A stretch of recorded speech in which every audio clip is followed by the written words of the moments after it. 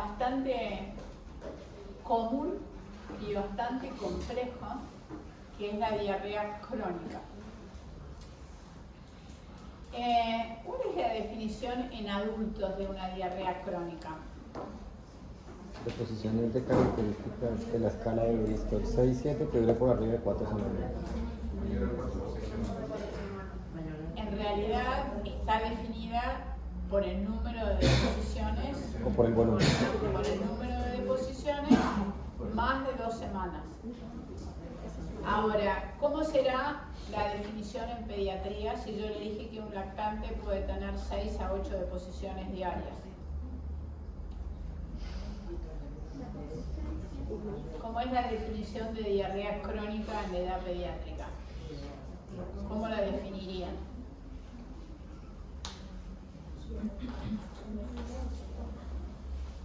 No por número de deposiciones. No por el peso, por el tiempo de cronicidad de la diarrea. Claro, pero también tenés que hablar algo. Por el volumen. Por el volumen.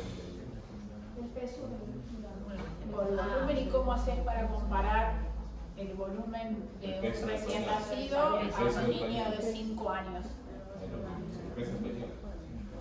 Es la alteración de la frecuencia y de la consistencia, porque es la frecuencia de acuerdo a la normalidad a la edad, ¿no? Porque no es lo mismo si yo voy a decir en un lactante menor de 6 meses tiene que tener 10, 12 deposiciones, porque si hace 6 o 8 para mí va a ser normal. Pero eso no va a ser normal en un niño de 7 o 8 años. Entonces el concepto es que tengo que tener alteración de la frecuencia, pero además de la consistencia. Porque yo puedo tener una única deposición, pero esa única deposición ser esteatorreica. Entonces, ese es el concepto, que no es un hecho numérico, es un hecho conceptual de las características y de la frecuencia según la edad. ¿Se entiende? Entonces, hay 200 causas de diarrea crónica. Si ustedes agarran un listado y agarran organigramas, van a ver que la cantidad de causas de diarrea en la edad pediátrica es muy grande. Entonces, ¿qué es lo que tenemos que hacer? Tenemos que aprender a pensar cuál es el mecanismo que me genera la diarrea crónica. No estoy hablando de diarrea aguda, ¿no? Estoy hablando de diarrea crónica. Entonces, ¿qué es lo que tengo que ver? Si tengo integridad anatómica o tengo integridad funcional. Si mi diarrea es primaria o mi diarrea es secundaria. Si mi diarrea es malabsortiva o no es malabsortiva. ¿Se entienden los conceptos? Bueno, para ver integridad anatómica tengo que ver si está adecuada la longitud del intestino. Ustedes saben que hay pacientes que nacen con atresia de intestino. Hay pacientes chicos que nacen con intestinos cortos. Entonces, si yo tengo un intestino o una atresia de intestino o un intestino corto o una gastrosquisis, ¿qué voy a tener? Diarrea. ¿Por qué? Porque tengo disminuida mi superficie de absorción. Yo puedo tener todo mi... Ustedes saben que el intestino es el borde de una cancha de tenis, ¿no? Lo habrán escuchado alguna vez. Que si yo extiendo el intestino de un adulto, es el borde, lo que tenemos en nuestra pancita, si yo lo estiro, es el borde de una cancha de tenis. Lo tenemos todo metidito, pero es así. Pero bueno, yo puedo tener la longitud indemne, sin embargo, puedo tener su superficie comprometida. ¿Qué enfermedad que ustedes conocen? La longitud es adecuada, pero la superficie está comprometida. Celiaquía. La celiaquía. Esto es el mejor ejemplo de longitud adecuada con superficie inadecuada.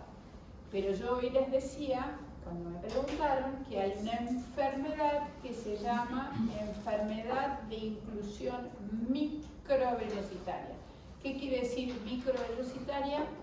Que no tiene desarrollado la vellosidad intestinal. Si yo no tengo desarrollada la vellosidad intestinal, ¿qué voy a tener? Diarrea. Y si no está desarrollada, es como si no tuviera intestino.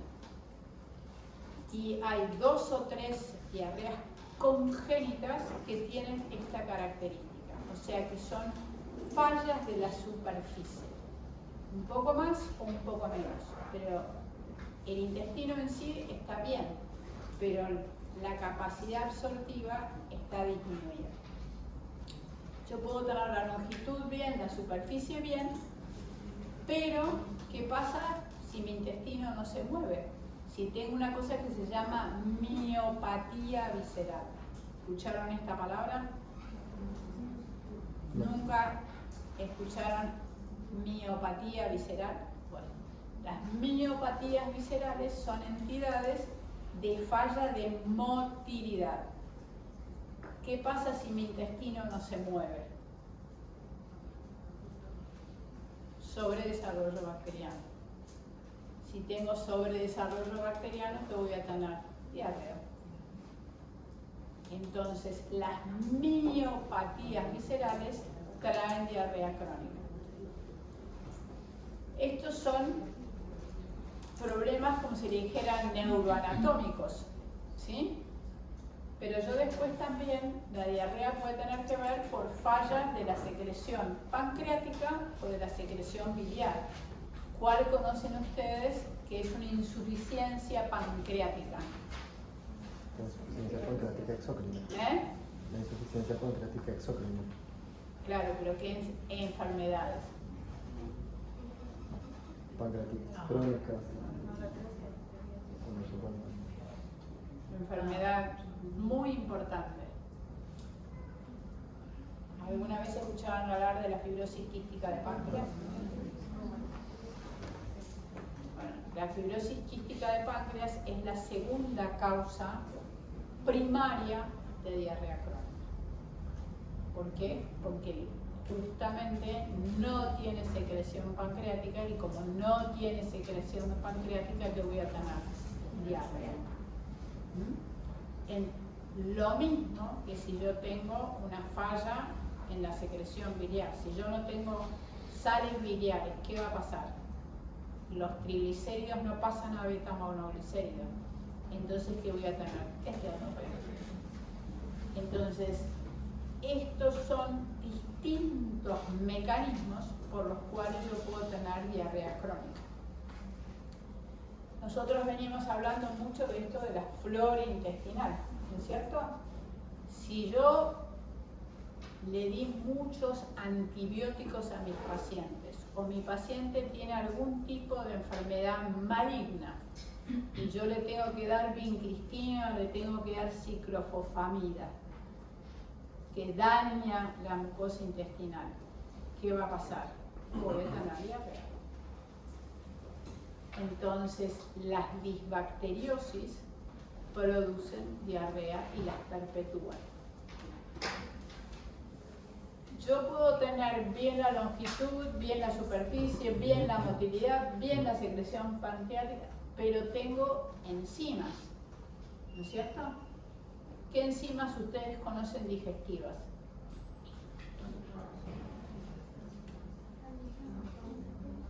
Cuando toman leche, ¿qué pasa?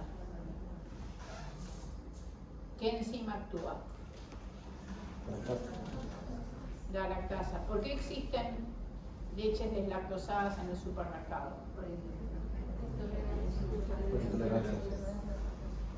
¿Por qué? Porque hay población que requiere menor cantidad de lactosa en la leche.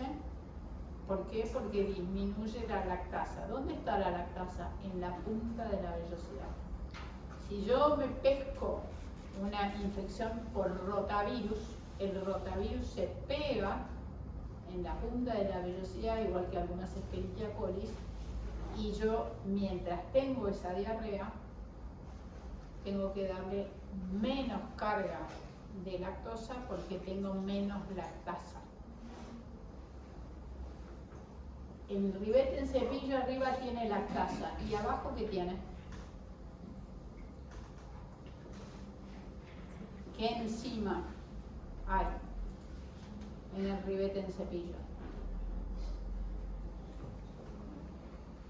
Nadie sabe. ¿Nunca escucharon hablar de la sucrasa? Cuando ustedes comen azúcar, le ponen azúcar al café, al mate, al té, ¿quién desdobla el azúcar? La sucrasa. Y abajo, ¿qué hay? La glucoamilasa. Es decir, yo puedo tener, y no es lo mismo, las enzimas que desdoblan los hidratos de carbono.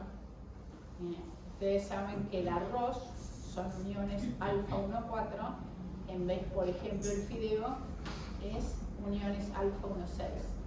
Entonces, dependiendo qué es lo que yo como, actúan distintas enzimas intestinales. Entonces, eso hace que voy a tener diarrea de distinto tipo dependiendo qué es lo que me está faltando. Porque, ¿qué pasa si yo tengo fallas de hidratos de carbono? Voy a tener diarreas acuosas. Si yo tengo, en vez, diarreas por fallas de la lipasa, en el caso de insuficiencias pancreáticas, voy a tener esteatorrea. Las características de la diarrea van a ser muy diferentes, dependiendo dónde está la falla de mi diarrea. Puede ser que la longitud está bien, la superficie está bien, la motilidad está bien, la secreción pancreática está bien, pero la unidad funcional, que es el enterocito, tiene una falla y puede tener fallas de la difusión. Ejemplo, ¿qué cosa que ustedes comen entra por difusión al enterocito? La fructosa. Todos ustedes toman jugos, comen fruta y la fructosa no hay una enzima, entra por difusión facilitada. Lo mismo que el sodio.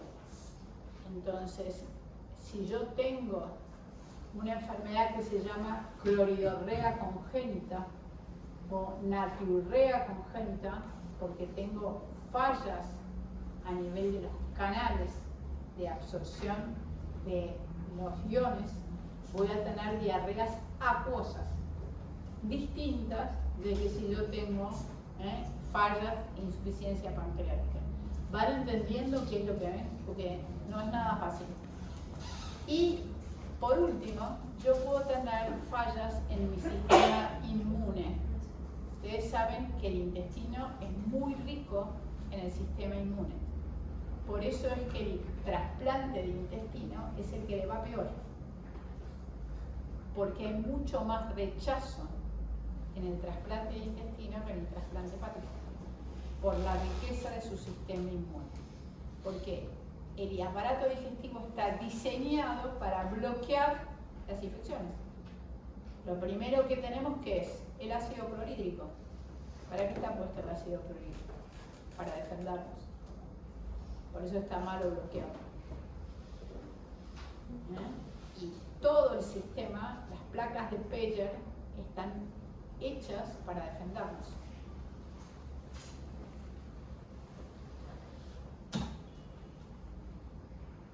Entonces, yo les decía, yo tengo causas primarias, pero también puedo tener causas secundarias de diarrea. ¿Cuáles son las causas secundarias? Los gérmenes, los parásitos, dietas inadecuadas desde el punto de vista de la carga osmótica puede hacer que yo tenga diarrea porque se me pegó una bacteria, la Escherichia coli, que se llama enteroadherente o enteroinvasiva, distintos tipos de Escherichia coli, se pegan y lo que hacen es perpetuar diarreas agudas o dañar la punta de la vellosidad y generarme edema, deficiencias de disacaridasas, alteración de los mecanismos de transporte hasta la atrofia. Esto, cuando yo me pesco una infección en edades muy tempranas de la vida, esto es lo que sucede, porque justamente es un intestino que está en desarrollo y entonces un germen que por ahí a un adulto no le hace ningún, a un lactante o a un prematuro le puede resultar muy costoso en su salud. ¿Se entiende? Entonces, lo mismo que si yo le doy una fórmula inadecuada o una fórmula con una osmolaridad muy alta. Esto intenta que ustedes entiendan globalmente que yo tengo diarreas por distintos mecanismos.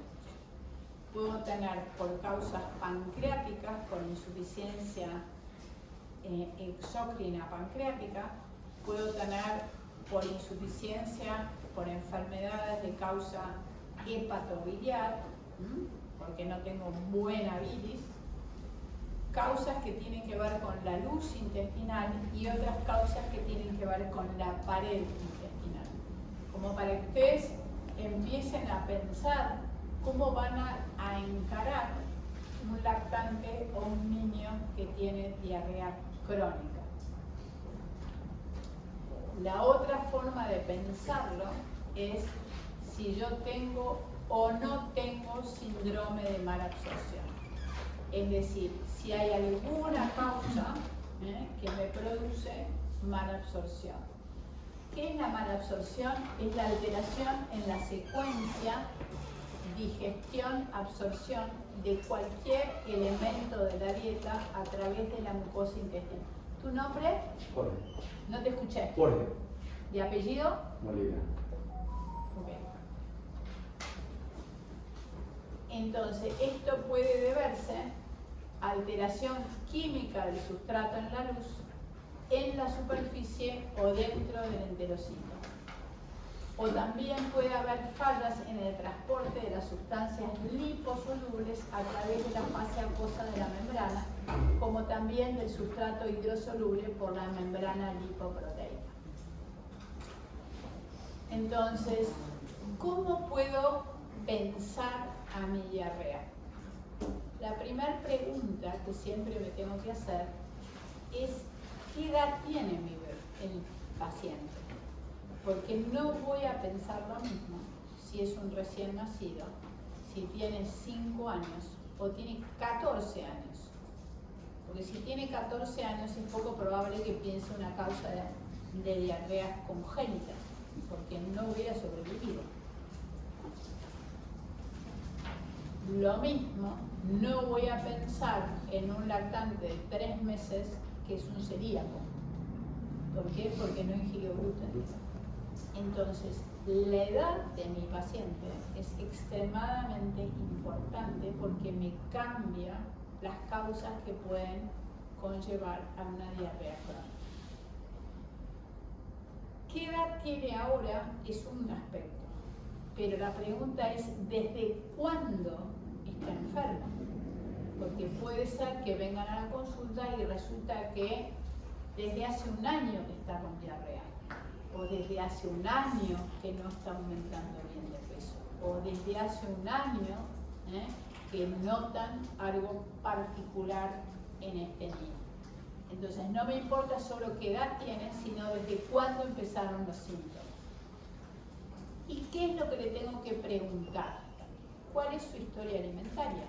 Porque hay entidades que se van incorporando los alimentos en el tiempo. Entonces, nosotros el otro día hablamos de alergia a la proteína de leche de vaca, entonces yo no puedo pensar que la diarrea es alergia a la proteína de leche de vaca si es amamantado. Entonces, lo mismo, yo no puedo pensar que es celíaco si no incorporo gluten. Entonces, la historia alimentaria es muy importante a la hora de averiguar cuál es la causa de la diarrea. Lo mismo, hasta cuándo creció y aumentó bien de peso.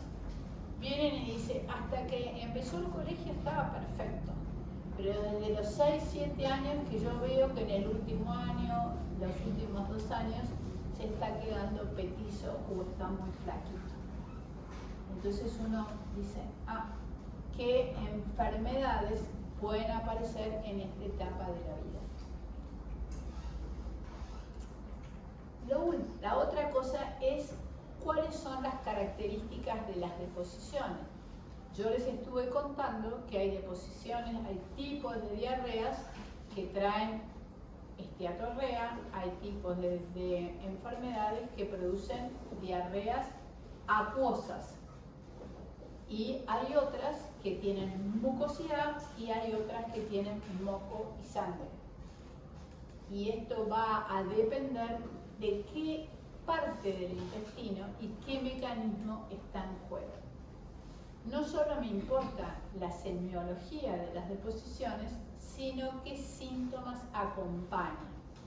Si yo tengo una diarrea esteatorreica y además tengo enfermedad pulmonar, ¿qué tengo que pensar?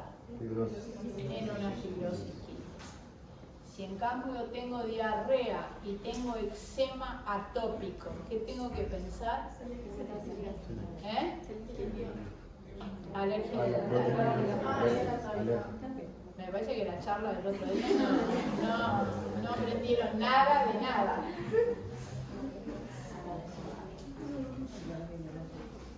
¿Qué otra cosa tengo que preguntar? Si hay determinadas enfermedades en la familia. Ustedes saben que la fibrosis quística de páncreas tiene antecedentes genéticos. La enfermedad celíaca es una enfermedad de cierta familiaridad. No es genética, pero sí hay mayor predisposición. ¿Y qué otra enfermedad digestiva que trae diarrea crónica hay predisposición familiar?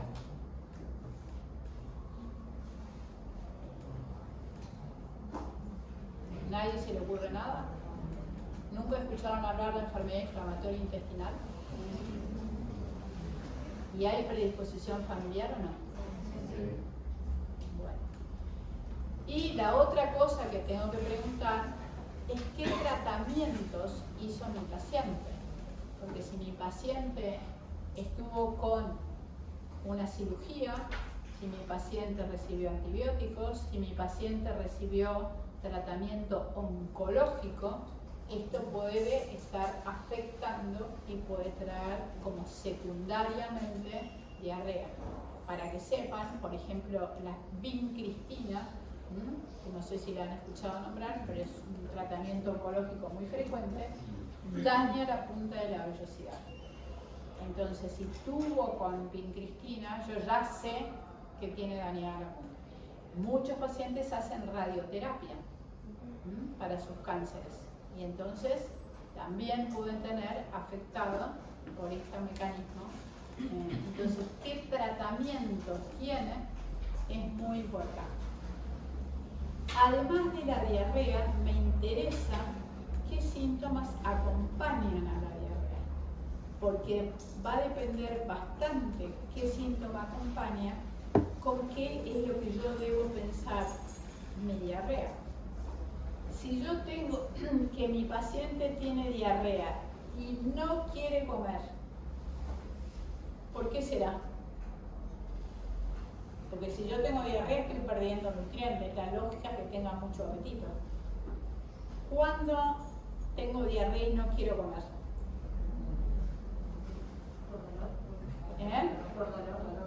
No los escucho. ¿Cuándo? Dolor. Cuando me duele. ¿Y por qué me va a doler? Cólicos. Sí, estamos hablando de diarrea crónica. ¿Qué entidad me va a dar cólico?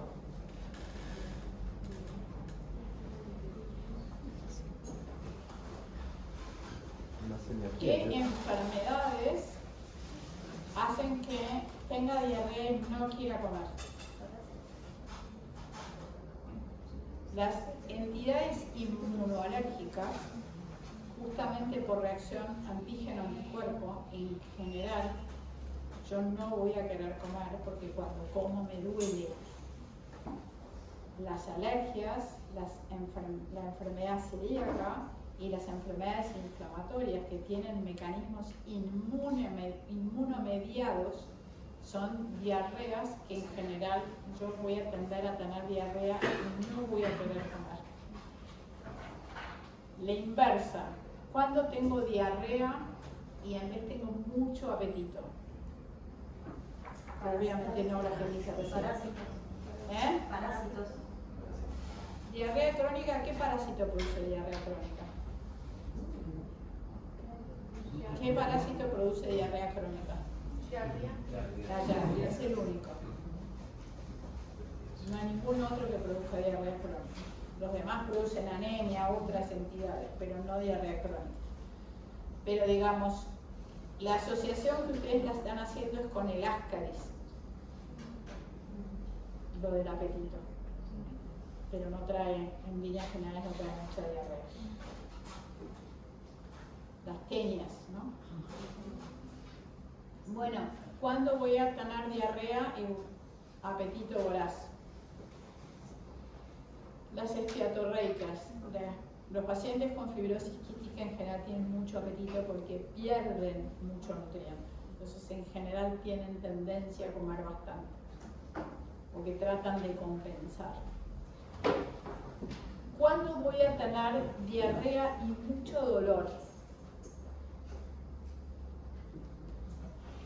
Sí, lo celíaco. Celiaquía. ¿No te... Celiaquía. No, la celiaquía no te da dolor. Poco dolor, digamos. No es lo característico. Las enfermedades inflamatorias intestinales. Una de las cosas que más los caracteriza es el dolor. Cuando uno... ¿Y qué otro cuadro que ustedes conocen? Quizás alguno de ustedes tiene dolor abdominal y diarrea. Colon irritable. El colon irritable. Entonces, justamente, estas son las cosas que tengo que pensar. Si viene y dice, y tengo diarrea y me duele mucho, que dos cosas tengo que pensar: colon irritable es una, inflamatoria es otra. ¿Cuándo tengo diarrea con pujos y otenesmo?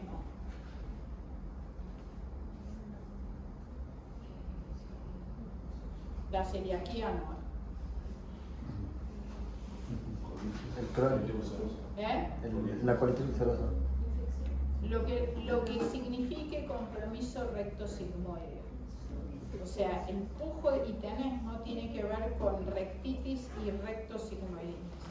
El ejemplo agudo es la shigelosis y la salmonelosis. En enfermedades crónicas es la enfermedad inflamatoria y particularmente la colitis ulcerosa. ¿Cuándo en cambio voy a tener diarrea y vomitar?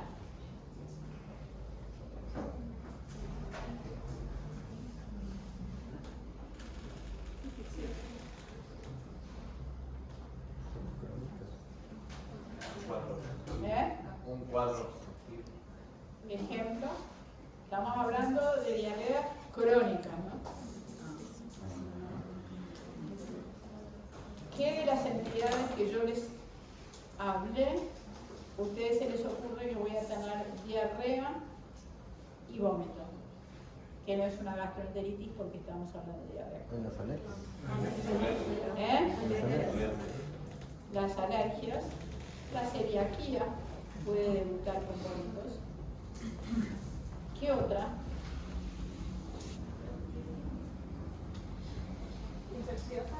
Las miopatías viscerales, que se parecen a los cuadros suboclusivos, porque cuando en realidad no se mueve bien el intestino, puedo tener como si fuera un cuadro suboclusivo. Entonces, también los que tienen vicios de rotación. Los pacientes que tienen vicios de rotación van a tener diarrea con vómitos. ¿Cuándo voy a tener que mi paciente tiene diarrea y está blanco papel?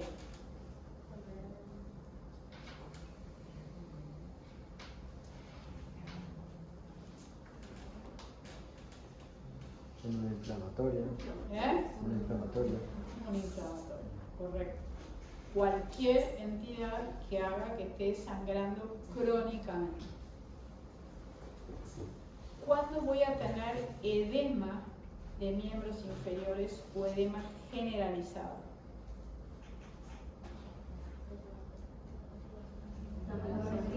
¿Eh? Celiaquía. Sí, pero otras causas que hasta ahora nadie dijo. ¿Por qué uno tiene edema? Hay dos causas, o tres. Enteropatía perdedora de proteínas. ¿Y qué produce enteropatía perdedora de proteínas? ¿Qué enfermedades? Sprue. ¿Eh? Sprue. El sprue tropical. ¿Qué más? ¿Eh? Menetriera, pediatría. Sí, pero el menetría no tiene diarrea. ¿Qué enfermedad produce diarrea con edema generalizado? Una enfermedad que se llama linfangiectasia intestinal. También esto que yo les conté que se llama enfermedad de inclusión microvellositaria, porque si no absorbo nada, a la larga. ¿Y qué otra entidad?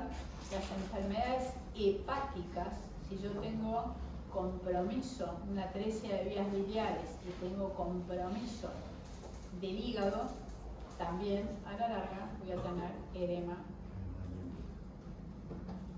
generalizado por hipoalbuminemia. O sea, lo que a mí me produzca hipoalbuminemia, cuando yo no absorbo las proteínas, ¿qué va a pasar? Si no las sintetizo o no las absorbo, voy a tener edema en miembros inferiores. Las causas. Entonces, ¿cuáles son los elementos clínicos claves para el estudio? Uno, como dijimos, las características de las posiciones. Esteatorreicas, como son amarillas y brillantes y muy malolientes. Pueden ser acuosas, pueden tener moco y pueden tener sangre.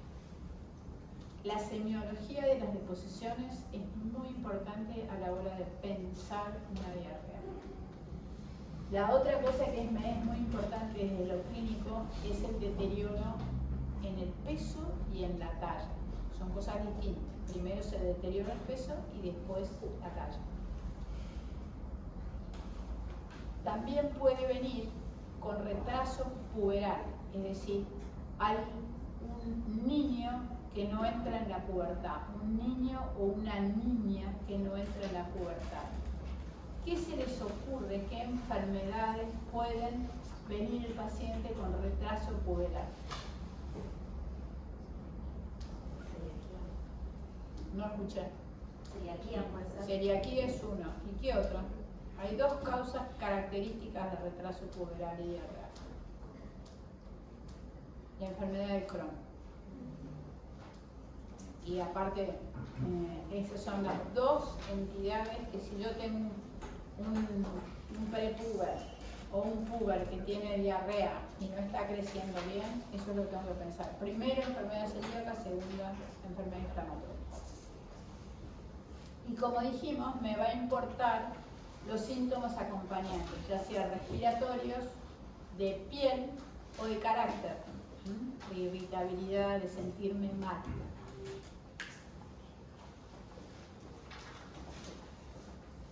¿Cuándo tengo diarreas con restos de alimentos? No escuché. Un síndrome de mala Si viene la mamá y dice, mi hijo cuando come choclo le aparece choclo, si come espinaca le aparece espinaca y le puedo ver los hilitos de la banana.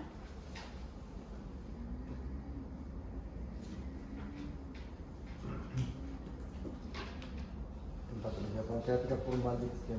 ¿Eh? Patología pancreática por maldigestión. No. En insuficiencia pancreática te va a dar una diabetes correcta. No vas a ver restos de alimentos. un problema de motilidad. Por ahí va. El colon irritable. El síndrome de intestino irritable, lo característico es justamente eso, porque en realidad lo que de alguna manera falla es el tiempo colónico. Y entonces no hay buena reabsorción de agua y en general lo que tiene que ver con la fibra aparece en la materia fecal. Entonces va a venir y va a decir, están los cabitos de la espinaca, están los hilitos de la banana, si come choclo, si come arveja y demás, se ven las cascaritas. Eso es típico del colon irritable. Entonces, la semiología de las deposiciones me va a ayudar un montón a orientarme en el tipo de diarrea. La pregunta es, ¿cómo tengo que estudiar a mi diarrea? Primero tengo que haber pensado todo lo que les dije. Es decir, si tiene un antecedente quirúrgico, qué pasó cuando nació, si la mamá fue un embarazo con un polidramnios, es decir, todas esas cosas son muy importantes. Pero luego tengo que pensar qué le voy a pedir en el laboratorio. Porque si yo lo veo blanco papel, tendré que pedir un hemograma para ver si efectivamente está anémico. Pero además voy a querer ver si tiene leucocitosis o leucopenia o si tiene hiperplaquetosis. Es decir, de acuerdo a lo que yo estoy pensando que tiene mi paciente, le voy a pedir distintas cosas. A un celíaco no debería pedirle un hepatograma, ¿no? Sí, hay que pedir. Vale, el adulto sí. Pero si yo estoy pensando que mi paciente tiene una cirrosis biliar, por ahí le pido un hepatograma, ¿no es cierto? Es decir, dependiendo lo que yo pienso que tenga, le voy a hacer distinto laboratorio. Es decir, normalmente hemograma le voy a pedir siempre, porque en general me va a interesar si está anémico o no está anémico, si tiene leucocitos. ¿Y cuándo me va a importar si tiene hiperplaquetosis? ¿Qué entidad que ustedes conocen tiene hiperplaquetosis? Es un dato clínico importante.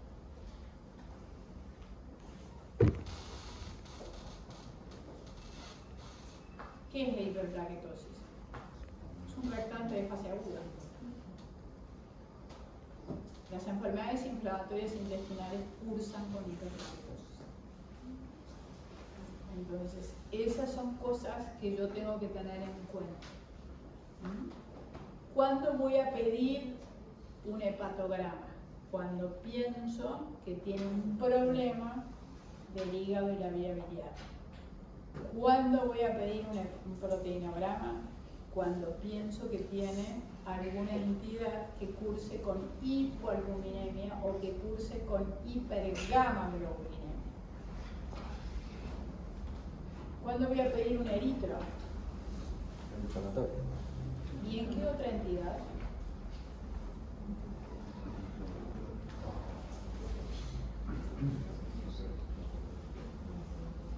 ¿Hay alguna otra vez que pediría intrasedimentación? Además de las inflamatorias. Infecciosas. Infecciosas. Por ejemplo, diarrea crónica, ¿no? Claro. Una bacteria. Tienen que ser bacterias, ¿cuál por ejemplo?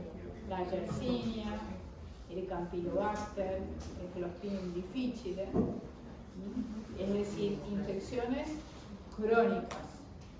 Y en la fibrosis quística de páncreas, porque muchas veces son pacientes que tienden a hacer infecciones respiratorias. porque tienen un pulmón enfermo, entonces muchas veces me interesa. Y además cuando estoy anémico, la erizo también cambia. ¿Cuándo voy a pedir un coagulograma? En las hepáticas. Si hay compromiso hepático. No te escuchas. Si hay compromiso hepático. Sí, sí, pienso en compromiso hepático, pero ¿cuándo más? En las malabsortivas, En las malabsortivas, ¿por qué? porque no va a absorber las vitaminas A, D, entonces, La la K. K, en ese caso. ¿Qué más? ¿Por qué otra razón tengo que pedir coagulograma cuando pincho a mi bebé o a mi niño?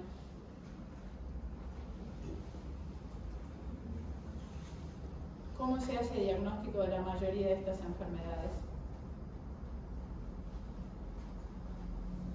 Por biopsia, por endoscopía. Si voy a biopsiar a un paciente, tengo que preguntar, tengo que tener o no qué coagulación tiene. Entonces, casi siempre, por no decir siempre, tengo que pedir cuando lo pincho coagulograma, porque yo tengo que estar pensando que a ese paciente le voy a hacer una endoscopía o una colonoscopía. Entonces no está bueno que le saque sangre y venga la CBS y me diga, ¡ay, le tengo que pinchar de vuelta! No soy odian. Entonces cuando yo pido un análisis, tengo que pensar todas las cosas que tengo que hacer para que después no sea de vuelta empezar de cero. Y además, porque como vos bien decís, por ahí es deficitario de vitamina K porque tiene un síndrome de mala absorción, con lo cual antes de hacerle la endoscopia le tengo que poner vitamina K.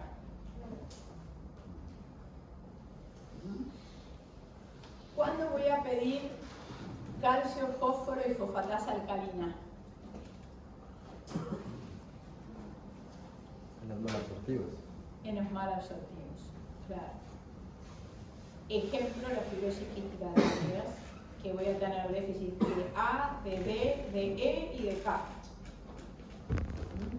Y todos los síndromes malabsortivos tengo que pensar que tienen alteración del metabolismo fosfocálcico.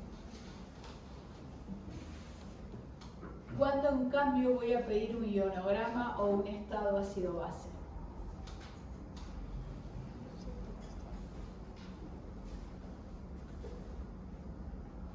Las diarreas congénitas, en líneas generales, me va a orientar el estado ácido-base y el ionograma y la albúmina, porque me va a estar marcando dónde tengo la falla. ¿Cuándo voy a pedir un esteatocrito o un pan de cama? Que ahora ya no se piden más, ahora se pide especialmente esteatocrito. El páncreas. En patología pancreática. Todo lo que me cause síndrome de malabsorción, la linfangiectasia, la fibrosis quística, las inflamatorias, es decir, es un indicador de síndrome de malabsorción. ¿Cuándo voy a pedir quimiotiricina fecal? Cuando tengo insuficiencia pancreática. Coprocultivo me sirve para algunos gérmenes, porque el coprocultivo, la Shigella y la Salmonella normalmente no son causas de diarrea aguda. El coprocultivo convencional no me dice nada. Para diarrea crónica tengo que predecirle, mira, quiero buscar Clostridium, Cryptosporidium, Yersinia.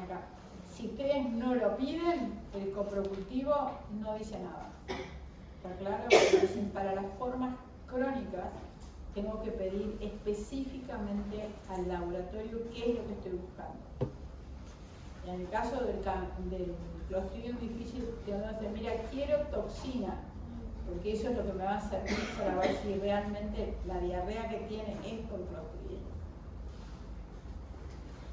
Lo mismo que hablábamos del parasitológico. La diarrea crónica es básicamente asociada a Giardia. Los otros parásitos dan otras patologías, otras entidades, pero no mucha diarrea crónica. Lo mismo la sangre oculta. Ustedes saben que los reactivos habituales de las tiritas de las guardias son muy sensibles y poco específicas, porque están procesadas con una cosa que se llama benzidina o ortotoluidina, que es muy sensible, poco específica. ¿Qué quiere decir? ¿Por qué? Ustedes se acuerdan de química que la mioglobina y la hemoglobina son 4 grupos M, la mioglobina es 1. Entonces las tiritas miden mioglobina. Entonces cuando ustedes van a hacer sangre oculta les van a decir que no coma carne. ¿Por qué? Para no medir mioglobina. Entonces cuando pidan sangre oculta hay que ver cómo está hecho, porque si está hecho con benzina o ortotoluidina no me sirve. Porque viene el paciente y dice, y tengo 4 cruces de sangre, y hay que leer cómo se hizo, porque no hay que hacer la endoscopia porque tiene 4 cruces de sangre. Hay que mirar qué es lo que estoy haciendo. Y hoy en día ustedes habrán escuchado hablar de la calprotectina fecal, que es un indicador de ¿qué? De exudación, de compromiso inflamatorio colónico. Y luego hay estudios que ya son más dirigidos a algunas entidades, como puede ser una albúmina marcada para ver un segmento del intestino que está perdiendo proteína, los anticuerpos cuando estoy pensando que es una enfermedad celíaca, el test del sudor si estoy pensando en una fibrosis quística de páncreas, dosajes de inmunoglobulinas si yo pienso que tiene un déficit de IgA o si tiene una condición atópica, la calprotectina si estoy pensando en una enfermedad inflamatoria, la elastasa fecal si estoy pensando en una insuficiencia pancreática. Después están las pruebas funcionales pancreáticas como el test de secretina pancreosimina. Si en vez estoy pensando en malabsorción de hidratos de carbono, haré un test en hidrógeno expirado, ya sea para lactosa o para glucosa en el caso del SIBO, y en el caso de las alergias alimentarias, en algunos casos, como dijimos el otro día, haré los RAS y los test de Patch. Siempre hay que preguntar y considerar la predisposición genética. Ahí ven una mamá con su cría. Y ustedes ven que la cría puede ser de acuerdo a la predisposición genética muy distinta. Y entonces yo siempre tengo que preguntar si hay antecedentes de fibrosis quística, si hay antecedentes de enfermedad celíaca, si hay antecedentes de enfermedad inflamatoria, de miopatías viscerales o de enfermedades de diarreas congénitas. Esto siempre lo tengo que pensar. Lo otro que me puede ayudar mucho son los estudios de imágenes. ¿Por qué? Porque los endoscopios no llegan al intestino medio. Entonces hay entidades que las voy a estudiar y que tienen que ver con el intestino medio. Si yo tengo una fístula, si yo tengo una estenosis, si yo tengo una dilatación, si yo tengo una miopatía visceral, ¿cómo la voy a ver si no es con imágenes? Entonces hay muchas patologías que dependo de las imágenes para su diagnóstico. Entonces tengan en cuenta que de acuerdo a ciertas características de las imágenes, yo podré decir si tengo o no un intestino medio enfermo. En pediatría hay algo que me ayuda mucho en saber si tengo un síndrome de malabsorción, y es la edad ósea. Lo normal de diferencia entre edad ósea y edad cronológica son 2 años. Si yo tengo más de 2 años de diferencia entre edad ósea y edad cronológica, tengo que presuponer que tengo un síndrome de mala absorción. Entonces, si viene un chico de 10 años que es petizo y que tiene episodios de diarrea, yo le voy a pedir una radiografía de mano. Porque si la radiografía de mano viene de que el chico de 10 tiene 7, ese chico está con un síndrome de mala absorción. Y tendré que buscar qué síndrome de mala absorción tiene. Entonces, los estudios de imágenes me pueden ayudar a hacer determinadas diagnósticas. Hay una insuficiencia pancreática que no es la fibrosis quística de páncreas, que tiene alteración de las metáfisis de los huesos largos, que se llama Schwachmann-Diamonds. Entonces, si yo pienso que tiene un Schwachmann-Diamond, le tengo que pedir una radiografía de huesos largos. Y le tengo que pedir una resonancia magnética de páncreas porque tiene un determinado imagen en el páncreas. Entonces, de acuerdo a lo que yo estoy pensando, es que voy a pedir los estudios.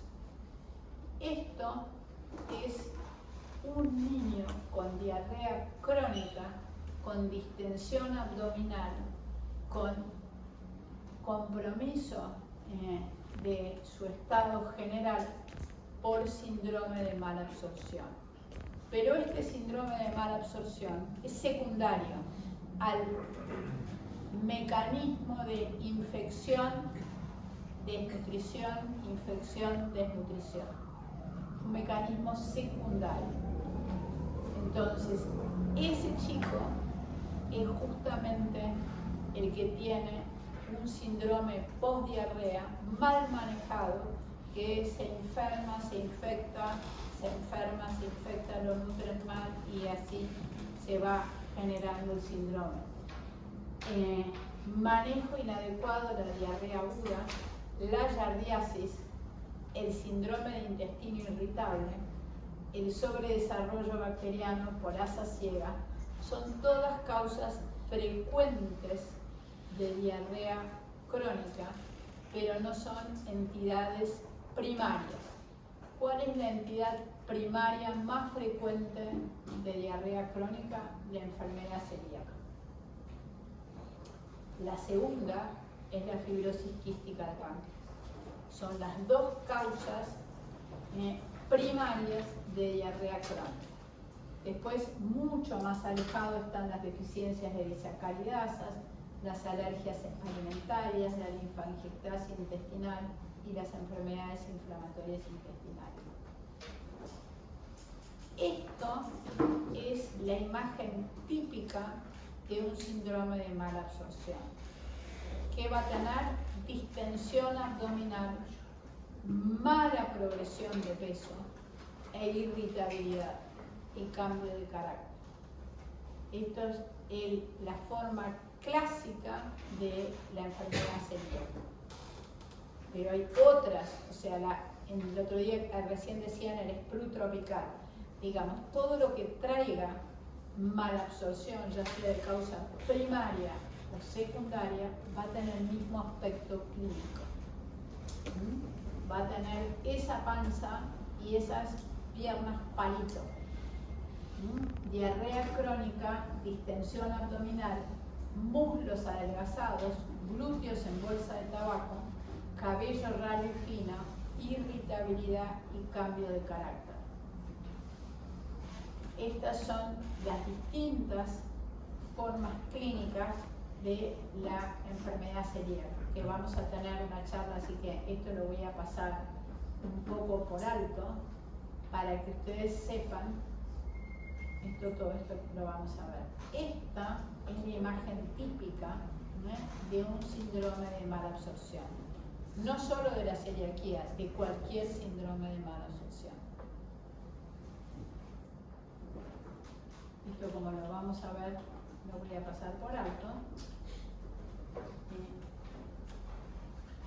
Quiero hablar un poquitito de la enfermedad fibroquística de páncreas, que ustedes conocen menos, aunque hoy en día hay muchos pacientes que llegan a la edad adulta y que incluso se están diagnosticando tardíamente en la edad adulta, porque ustedes saben que hay 60 distintas presentaciones de la fibrosis quística de páncreas, porque hay distintas formas genéticas.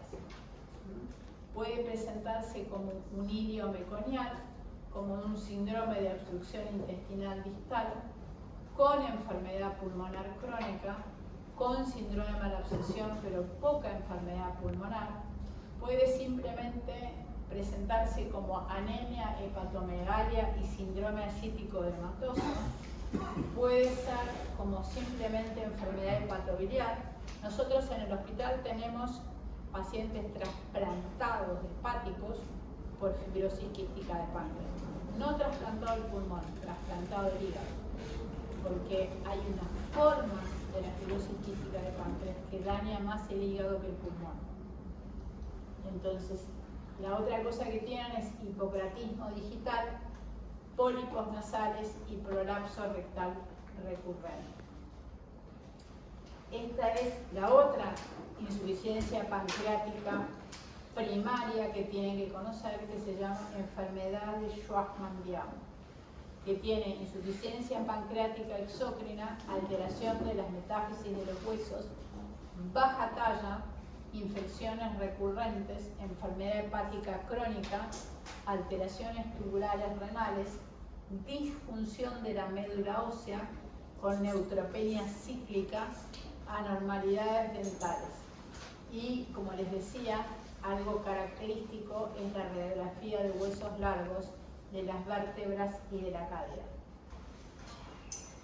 Disculpe, ¿qué se ve en la radiografía? En la radiografía, ¿qué se ve? ¿Qué se ve?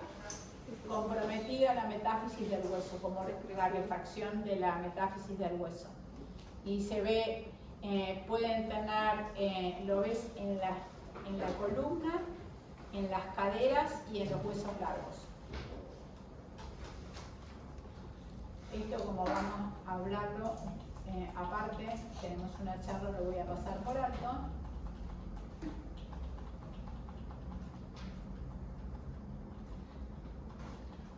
Todo esto no quiero, porque vamos a hablar especialmente.